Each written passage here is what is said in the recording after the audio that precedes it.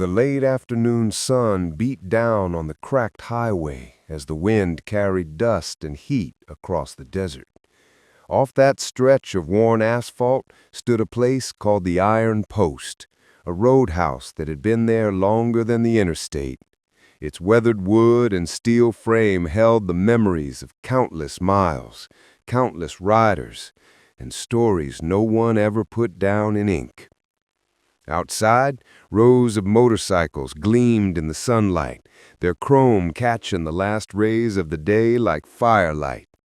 The engines had quieted for now, but the rumble still lingered in the air, like the kind of silence that comes after thunder. Inside, the smell of mesquite smoke from the outdoor grill mixed with leather, motor oil, and old stories. It was the annual Brotherhood gathering, a tradition among the men of the Iron Vows Motorcycle Club. Most of the riders there had seen war, prison, heartbreak, and redemption in equal measure. Their leather vests carried patches like scars, earned, not given. At the head of it all sat Jackson Bear Cole, a man whose name carried weight far beyond this dusty outpost. He was 62 now, built like a retired linebacker, his hair silvered and his beard touched with white. But what really made people listen was the quiet steadiness in his voice, the kind that only comes after decades of survival. Bear had buried friends, walked out of flames, and served time for mistakes he never bothered to explain. But nothing had ever made his hand tremble before, until that day, and it started with the voice of a child. Emily Brooks was 8 years old, though if you looked at her that day, she seemed smaller. The kind of small that comes not just from size, but from what the world has tried to take away. Just 2 weeks earlier, she'd been living an ordinary life with her father, David, a truck driver who ran long hauls through Nevada and Arizona. But when his rig broke down somewhere along a deserted stretch of Highway 50, everything changed. David left a message with a friend saying he'd camp in the truck overnight and call in the morning. But morning came, and no word followed. No phone calls, no signal, no sign of him on the road. Emily's mother, desperate and juggling 3 jobs, left Emily in the care of a neighbor while she searched. On paper, that neighbor seemed responsible enough. In reality, the woman barely fed her and locked her in a tool shed behind the house at night. Emily didn't cry when it happened. She watched. She waited. And 3 days ago, when she noticed the board in the back corner of the shed was loose, she pushed. It gave, and she ran.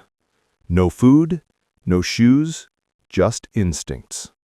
Over the next 72 hours, she moved through the desert like a shadow, hiding near irrigation ditches for water, digging through trash bins for anything that might pass as food.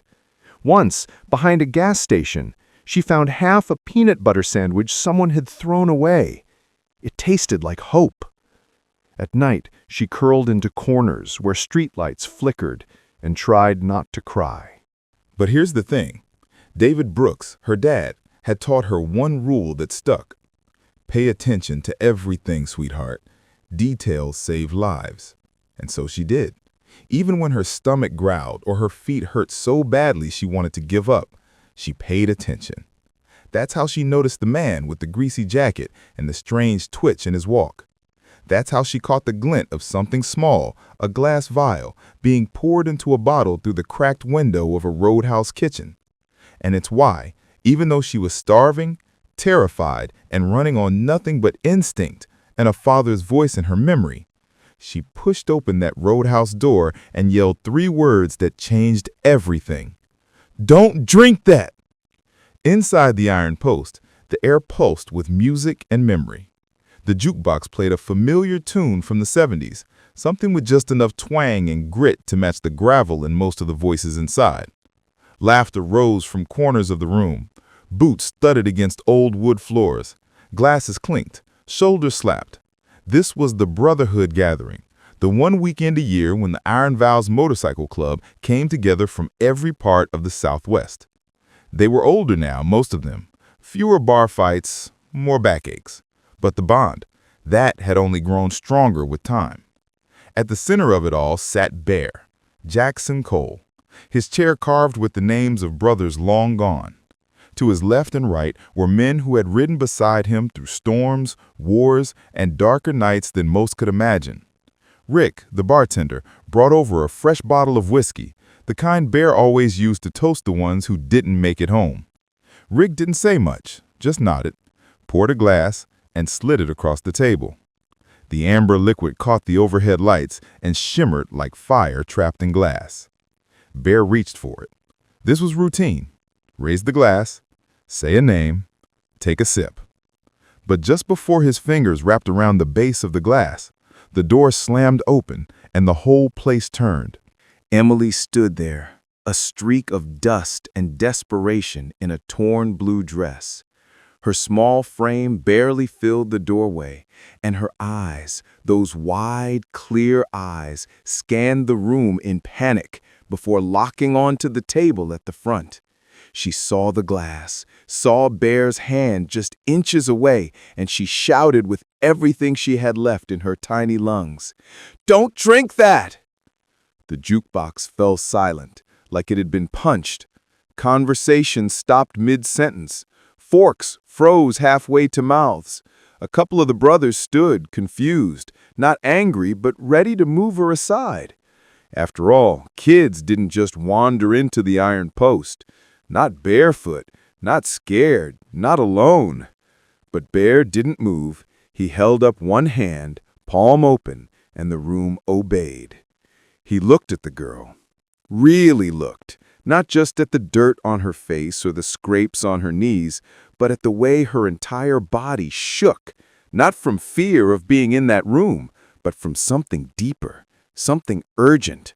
She wasn't looking for attention. She wasn't lost. She was trying to stop something, something bad. So he leaned forward, voice low and steady. "Why, sweetheart? Why shouldn't I?" Her words spilled out, tangled and fast, tripping over each other. She told them about the man she saw in the alley, the one who snuck into the kitchen through the back door. She described the way he moved, nervous, jerky, like someone who knew he was doing something wrong. She told them about the small vial he pulled from his pocket, how he poured it into a bottle sitting on the counter, the same bottle she recognized now on the table. He asked if she remembered anything else. She nodded, said he had a tattoo, something like a scorpion, on his neck. His jacket had grease stains. His eyes darted like he was always checking the shadows. That was enough.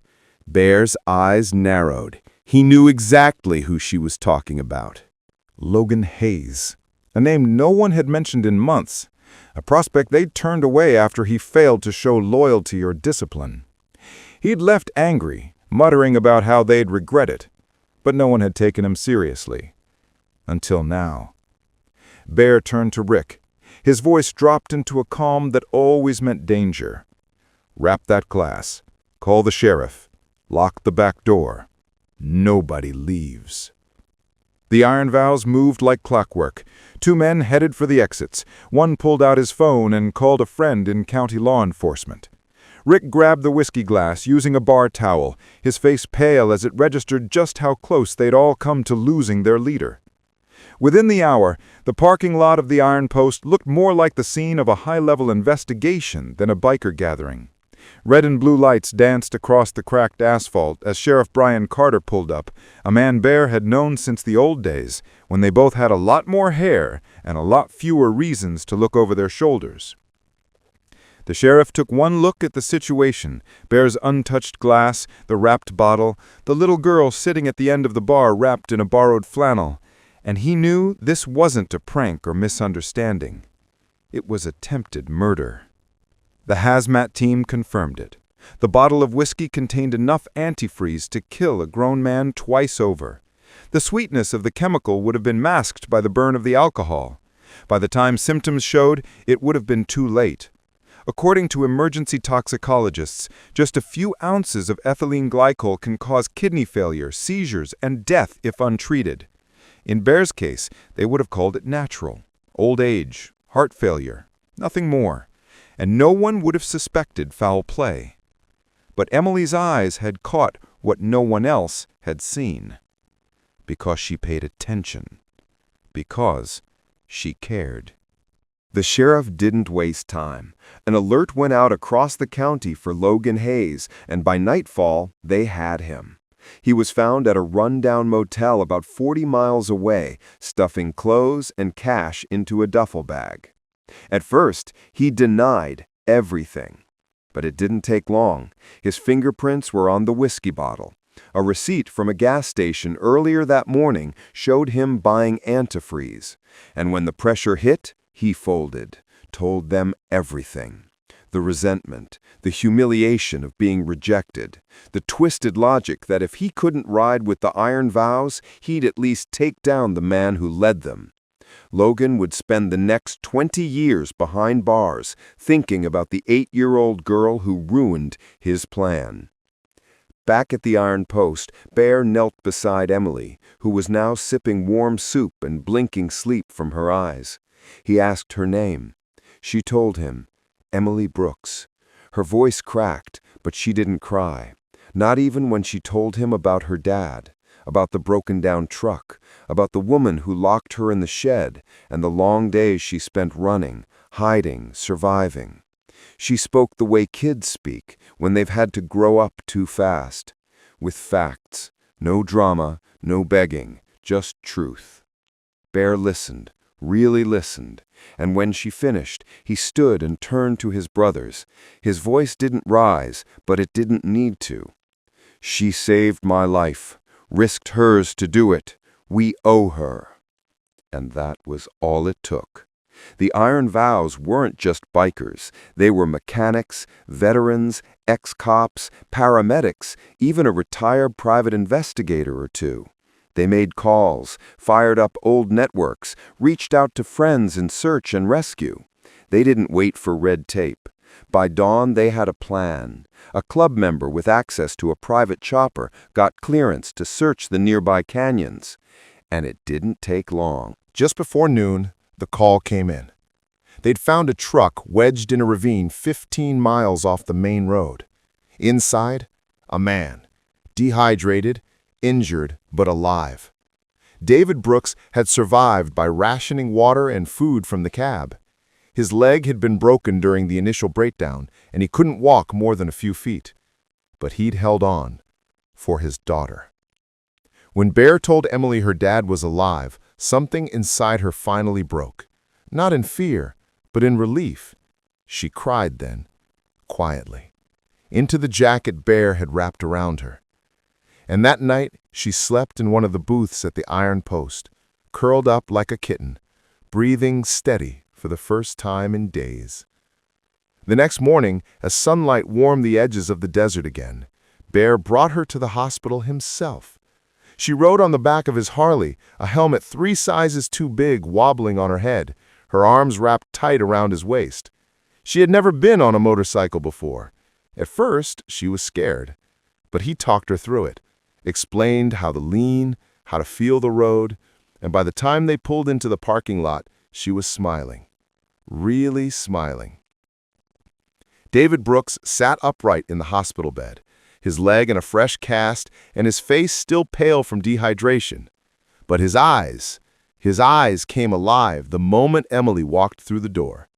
She didn't wait for permission. She ran to him, the way only a child who's been holding everything in can. He opened his arms just in time to catch her, and for several long minutes, neither of them said a word. No need. Every tear, every breath, every squeeze of her arms around his neck said what words couldn't. They were safe now, together, again. Bear stood just outside the room, arms crossed over his chest, watching them with a quiet he didn't often show.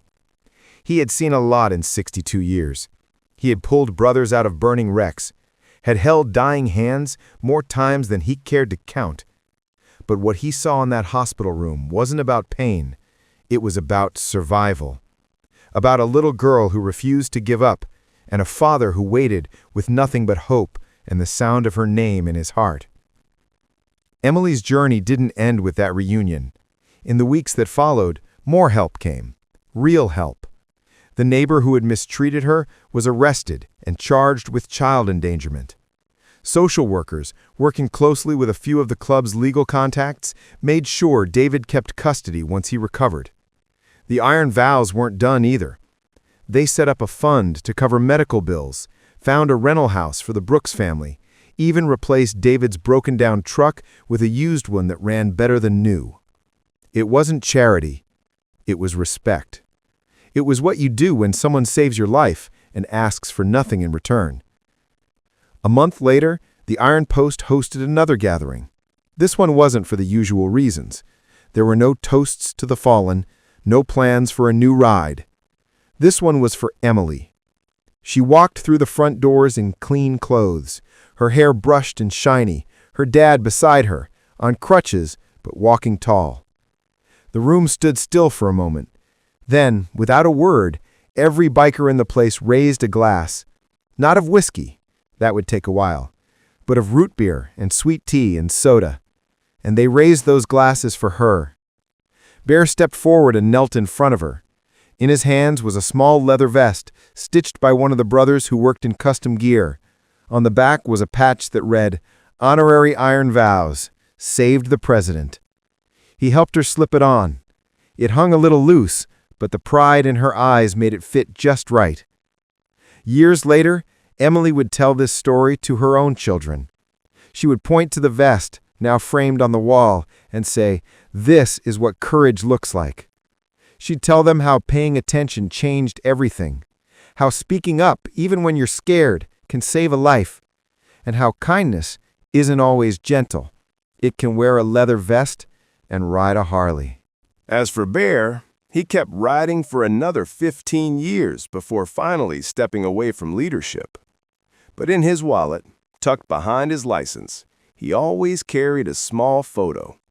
It was a snapshot someone had taken outside the hospital. Emily, in that oversized helmet, grinning with all the joy an 8-year-old could hold, sitting on the back of his Harley. On the back of the photo, written in crooked, childish handwriting, were 6 simple words. "Thank you for listening. Love, Emily." Bear once said that he'd faced down enemies with knives, guns, and fury. But the bravest thing he ever did was listen to a little girl when she said, "Don't drink that." And the smartest thing he ever did was believe her. So if this story reminded you to trust your instincts, to listen more closely, and to speak up when something doesn't feel right, then share it. Because courage doesn't always roar. Sometimes it whispers. And sometimes it walks into a biker bar barefoot and changes everything.